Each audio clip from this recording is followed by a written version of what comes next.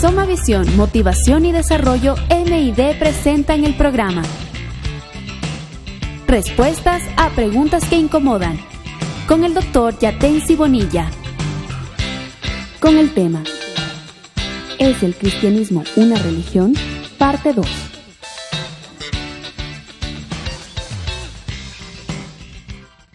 Aquí estamos en su programa Respuestas a Preguntas que Incomodan. Sean todos bienvenidos y bienvenidas. Realmente estamos complacidos de poder servir al pueblo de Dios. Yatensi. Bueno, es una alegría de seguir trabajando un tema que se inició en el programa anterior sobre si el cristianismo es o no es una religión. Correcto. Y usted sabe por qué esa pregunta la hicieron. Ajá. Bueno, justamente lo que estamos tratando hoy día de responder. Alguien hizo una serie de preguntas que estaban todas entrelazadas o todas conectadas entre sí. Editamos la pregunta y quedó finalmente si ¿es el cristianismo una religión? Y contestamos ya en el programa anterior ¿qué es religión? ¿Qué es cristianismo en sí? Y también estudiamos a un famoso autor, Bach, ¿verdad?, quien hace todo por 30 años un estudio respecto de las religiones del mundo y llegó a la conclusión de que toda religión tiene al menos 7 características, entre ellas el cristianismo. Para nuestro pesar, el cristianismo como tal también está en esta categoría de las 7 de las religiones del mundo. Pero hoy estaremos viendo que Cristo quiso marcar la diferencia, ¿verdad, Yatensi? ¿Sí? Y que debemos recuperar la esencia de Cristo como tal, o quizás del cristianismo del primer siglo, segundo siglo o tercer siglo. Vamos a hacer un recuento breve de cuáles son las características de toda religión en el mundo. La primera de ellas, toda religión tiene un libro sagrado. La segunda característica, toda religión tiene un relato del diluvio universal. Tercera característica de las religiones, toda religión tiene un relato de la creación. Cuarta característica, toda religión tiene un rito de iniciación para sus seguidores, llámese bautismo o de otra manera. Quinta característica, siempre hay un intermediario. No nos referimos a un mesías, sino a nivel más local, llámese sacerdote, llámese pastor, llámese chamán u otro tipo de nombres. Sexta característica, y me parece que el pastor va a dedicar un poco más de tiempo acá porque quedamos con muy poco tiempo el programa pasado. La sexta característica de toda religión es que toda religión tiene un templo o lugar físico para realizar su liturgia o enseñar sus doctrinas. Pastor, ahí quedamos. Bueno, sobre la sexta característica que toda religión tiene, que es un templo, ahondemos un poquito esto. Dígame una religión que no tenga un templo. No existe. Todas tienen lugares sacros, sagrados para ejercer su rito o su culto, la ceremonia donde identifica a esa religión, donde hace toda su ceremonia de adoración a su divinidad. Ahora, aquí hay algo que quiero aclarar, Gabriel. En el Nuevo Testamento no se menciona un templo para el cristianismo, no. Pero sí había un templo, Yatensi, para los judíos. Exactamente, porque el judaísmo sí siempre se ha visto como una estructura religiosa. Ajá. ¿Y Cristo sí utilizó el templo o no? Lo utilizó, pero también lo criticó. A ver, cuéntenos. Antes de morir, da una profecía que también fue motivo para ejecutarlo. Cuando él predice que ese templo va a ser destruido en 3 días. No quedaría piedra sobre piedra. Exactamente, o sea, esa profecía es una profecía crítica contra el antiguo templo de Jerusalén. O sea, ¿sería que él estaba criticando la religión judía? Sí, y lo hizo. Por eso tuvieron que el propio Sanedrín ejecutarlo.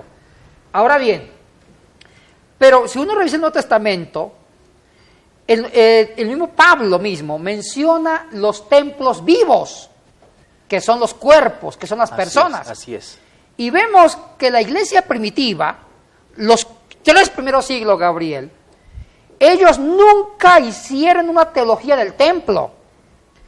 Ellos no inventaron una liturgia, ni hicieron una ceremonia complicada y estructurada para alabar a Dios, sino que ellos celebraban en casas una comida de ágape, una comida donde era un poquito hasta informal, se reunían en torno a la mesa para compartir los alimentos, porque para los judíos la comida significaba unidad, salvación, salud, sanidad.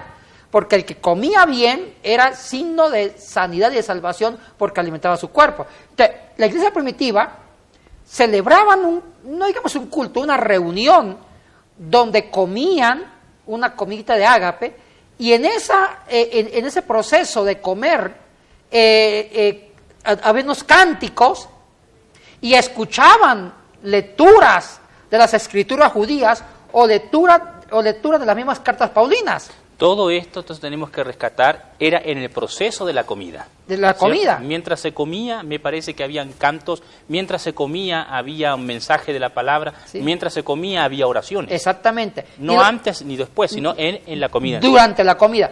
Y esto era para recordar la comida de Pascua, porque la Pascua significaba recordar el paso de la muerte a la vida, con la muerte de Cristo y la resurrección. Y la Pascua, que era recordar el paso de la muerte a la vida, era terapéutico, porque todo el mundo tenía que morir a su pecado, que es muerte, para estar en la vida. Entonces, era algo muy terapéutico, muy dinámico, muy divertido, y también de una profundidad espiritual, porque en esa comida ellos ofrecían a Cristo, al Dios, todo lo que ellos eran, su trabajo, su vida, sus defectos, sus errores. Era algo que significaba transformación. Y mire, el lugar físico para hacer esto eran las casas. ¿Por qué las casas? Antes de que se iniciara la persecución, bueno, aquí hay un historiador que para mí no tiene sentido. Él decía que la iglesia primitiva celebraba los cultos en las casas porque los perseguían, y como los perseguían tenían que buscar casas para esconderse y celebrar la Santa Cena. Eso no es cierto. ¿Tú no estás de acuerdo con esa postura? No, porque la persecución se inició en el 62 con Nerón, y antes del 62, antes de que hubiera la persecución en contra del cristianismo, ya ellos usaban las casas de los creyentes para el encuentro cristiano, para la reunión de los cristianos. ¿Y por qué las casas? Porque para Cristo y para los discípulos y los primeros apóstoles, la casa era algo familiar, era comunidad, era unidad, como tenía un elemento terapéutico, de regocijo, de visitación a las personas. O sea, era algo bonito. Y también Cristo nunca estuvo en favor del templo como lugar de un culto. Y los primeros apóstoles jamás mencionan que hagan templos. Antes de que se inicie la persecución, los mismos apóstoles criticaron los templos y hablaban de casas de familia. Cuando Pablo inauguró y fundó iglesias en Asia Menor, en la Europa Oriental, en Corinto, habla de que inclusive usaban las casas de los hermanos para hacer las reuniones cristianas. E inclusive en Filipos lo hacían en un río. Ahora, Pablo quiso usar las sinagogas en un comienzo como reunión, pero eso no resultó, porque los judíos no aceptaron que usaran la sinagoga. Por eso que Pablo inicia las reuniones cristianas, la fundación de las iglesias en casas de familia. Ahora, Gabriel, cuando se inicia la persecución, usar las casas se volvió mucho más oficial y evidente. ¿Por qué? Porque primero que el cristianismo nunca intentó, los primeros cristianos, fundar una iglesia con un templo bonito. No, nunca se intentó ni nunca lo pensaron, y si lo hubieran intentado, los emperadores perseguidores hubieran quemado el templo. ¿Sabe cuándo se acostumbró a usar el templo en forma oficial? Siglo IV debe ser. Exactamente, cuando Constantino, en el año 313, oficializa el cristianismo como religión. Y del ahí imperio. Sí, la decadencia. ¿Y sabe qué hizo Constantino? Empezó a perseguir otras religiones, a obligarlos a que se convirtieran a punta de espada. Muy parecido en el siglo VIII con Carlos Magno, cuando evangelizó a punta de espada a los francos y a los germanos. Ahora bien, entonces Constantino empieza a virar la tortilla, como dicen en mi tierra, ahora a perseguir paganos para que se vuelvan cristianos, y empezó a confiscar los templos paganos y se los dio a los cristianos. Entonces los cristianos usaron en Constantinopla, Gabriel, y en otros lugares de Occidente y de Oriente, empezaron a usar los templos paganos para que fueran lugar de culto de los cristianos. Y ahí nació el concepto de la misa en relación a un templo físico. Y ahorita esta cultura del templo, porque si no hay templo, no hay adoración, si no hay templo, no hay culto, si no hay templo, no hay alabanza, eso es un concepto que se fabrica en el siglo IV, pero la iglesia primitiva alababa a Dios, adoraba a Dios sin templo, sino en las familias. Qué lindo. Porque para ellos no era el lugar físico, sino el templo era cada uno que con buena voluntad prestaba su casita para abrazarse, comer juntos y ayudarse mutuamente para que no hubiera necesidades. Ahora, a mí me preocupa esto, Gabriel, estoy muy preocupado. Yo veo ahorita, en el siglo XXI, en nuestras iglesias, una obsesión por el templo. Debemos construir una iglesia sin templo, no es iglesia. Correcto. Eso es religión, Gabriel. Ajá, así es. Y eso dice Feuerbach. Una de las características de toda religión es tener un lugar físico. Y Cristo no le importó el templo, ni tampoco a Pablo, ni a Pedro, ni los apóstoles. Ellos celebraron a Cristo, celebraron la comida, la Pascua, en el campo, en las casitas. Lo indispensable para celebrar una ceremonia cristiana era el corazón de cada uno. Porque dijo Pablo, cada uno es un templo vivo del Espíritu Santo. Correcto. Bueno, después de esta magistral explicación realmente respecto a la sexta característica de toda religión, que toda religión tiene un templo, y también con esta aguda crítica hacia nosotros como cristianos evangélicos respecto al templo, vamos a la séptima y última característica, Yatense. Mira, a mí me gusta mucho el modelo actualmente de iglesias en casa. Cuando hay una iglesia en casa yo me siento más a gusto, porque es recordar los orígenes del cristianismo. Correcto. Porque Cristo fundó un ideal, un movimiento, pero sin religión.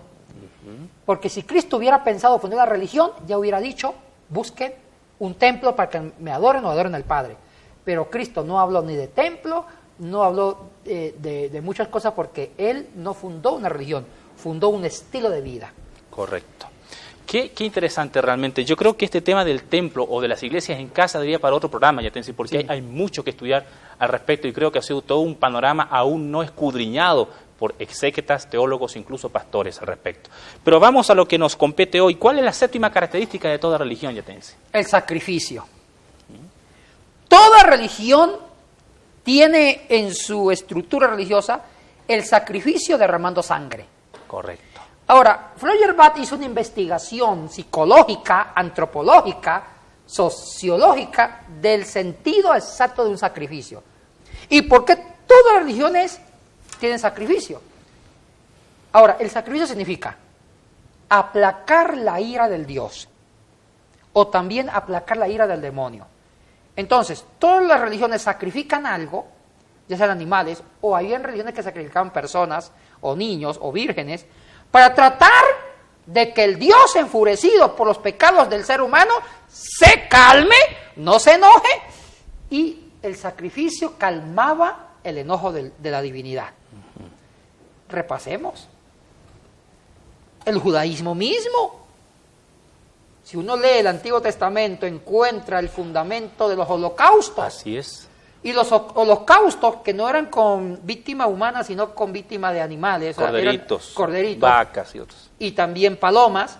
Entonces era derramar la sangre del animal para tratar de expiar los pecados del pueblo que había pecado, para calmar el enojo del Dios que demandaba justicia. Jehová, correcto. Entonces el sumo sacerdote entraba una vez al lugar santísimo con toda la sangre de los sacrificados para rociarlo en el lugar santísimo. Tenían que rociar, y rociando esa sangre con hisopo en el lugar santísimo, Jehová se calmaba y quedaba tranquilo para volver a empezar de nuevo para el próximo año. ¿Y en el caso del Islam, Yatense? ¿Hay o no percibo sacrificio? ¿O sí habrá? Sí, hay un estilo de sacrificio que es de ofrenda. Ya. Las ofrendas que se dan a Alá, que son los sacrificios humanos. Por eso es que ahí nace toda una estructura de, no sé cómo llamarlo, de suicidas que no tienen problema de estallarse con una bomba. ¿Por qué? Porque para ellos estos mártires se inmolan a sí mismos. Es una forma de sacrificio, y al dar su vida, al derramar su sangre, es tratar de ganar favores y ganarse el respeto de Alá. También trabajan ellos en sacrificio desde otros estilos, pero también hay sacrificio. ¿Y en el caso del cristianismo? Ahora, antes de llegar al cristianismo, también las culturas precolombinas. Los aztecas trabajaron mucho la teología del sacrificio.